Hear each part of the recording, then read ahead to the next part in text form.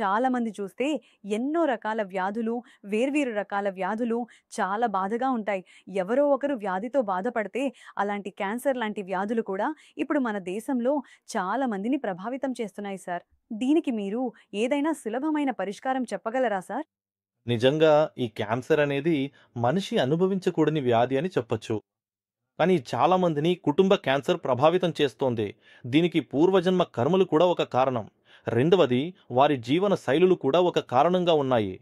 మనం సాధారణంగా పరిహారంగా క్యాన్సర్ తగ్గించగల శక్తివంతమైన స్థలం ఎక్కడ ఉందని చూస్తే అది త్రిచ్చి జిల్లాలో ఉంది.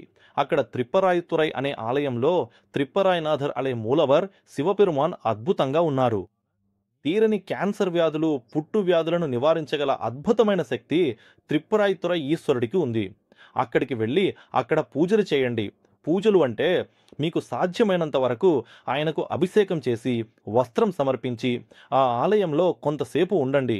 మనం ఎక్కడైనా ఉన్నా ఆ ఆలయంలో తలవిరుషం పరాయి చెట్టు ఉంది.